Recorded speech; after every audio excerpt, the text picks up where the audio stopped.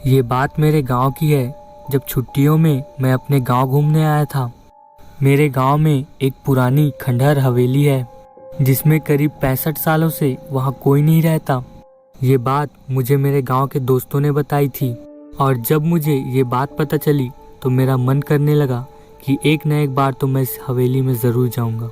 मुझे ऐसी जगहों में जाना और ऐसी बातों को जानना, इन सब में मुझे बहुत ही ज़्यादा दिलचस्पी है। फिर एक दिन मैंने अपने दोस्तों के साथ मिलकर वहां जाने का प्लान बनाया और मैं अपने दोस्तों के साथ मिलकर उस खंडहर हवेली के पास पहुंच जाता हूं। हम लोगों ने देखा कि वहां दूर दूर तक कोई भी नजर नहीं आ रहा था। मैंने अपने दोस्तों से पूछा कि इस रास्ते में कोई आ जा क्यों नहीं रहा और इसके आसपास भी कोई नहीं रहता, ऐसा क्यों?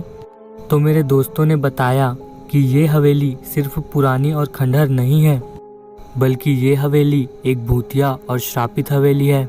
मैं बोला कि तुम इतने यकीन के साथ कैसे कह सकते हो?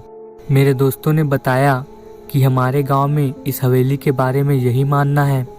कहा जाता है कि इसके बारे में एक पुरानी और सच्ची घटना प्रसिद्ध है। अब मेरे मन में इसके बारे में जानने का ख्याल और भी ज़्यादा बढ़ने लगा। मैंने पूछा कि इसके पीछे की कहानी बता सकते हो? तभी उनमें से एक दोस्त ने मुझे बताना शुरू किया। आज से करीब 65 साल पहले इस हवेली के मालिक इतने बड़े जमींदार हुआ करते थे कि आसपास के पूरे इलाके में उनका ही राज चलता था। उनकी एक पत्नी भी थी जो कि बहुत ही ज़्यादा सुंदर थी और उनका नाम सुलेखा था।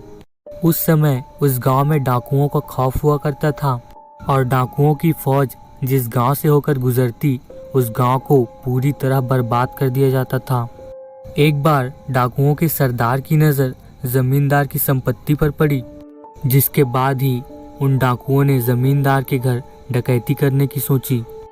अब जमींदार भी अपनी सुरक्षा के लिए पहले से ही कुछ नौकरों और सिपाहियों को रखा करते थे। एक दिन उन डाकुओं ने जमींदार की हवेली पर हमला कर दिया। अब सभी सिपाही और नौकर उन डाकुओं से लड़ पड़े और सभी डाकुओं ने मिलकर उसके सिपाही और नौकरों को मार डाला, क्योंकि डाकुओं की संख्या बहुत ही ज़्यादा थी और उनके पास बहुत ही घातक हथियार थे। अब जमींदार तो ये सब देख ही रहा था और उसने सोचा कि मैं अपनी पत्नी और खजाने को कहीं छिपा देता हूँ। फिर उसने हवेली में ही अपने खजाने को कहीं पर छिपा दिया और एक खुफिया दरवाजे के अंदर अपनी पत्नी को छिपा दिया और बाहर से भी दरवाज़ा बंद कर दिया। और कुछ ही देर में ही डाकुओं ने हवेली का दरवाज़ा तोड़ दिया और हवेली के अंदर घुस गए। डाकुओं ने हवेली के अंदर घुसते ही सबसे पहले जमींदार को जान से मार दिया और वो खजाना ढूंढने लगे, लेकिन खजाना उनके हाथ नहीं लगा और वो वहाँ से उनका कीमती सामान लेकर चले गए। पर जमींदार की पत्नी, जो कि एक खुफिया दरवाजे में बंद थी, उसका पता तो किसी को भी नहीं था। उसकी पत्नी रात भर बहुत ही ज़्यादा चिल्लाती रही। उसने लोगों को भी बुलाने की कोशिश की, लेकिन वो अंत तक कुछ भी नहीं कर सकी और आखिरकार भूख और प्यास के मारे तड़प तड़प कर मर गई।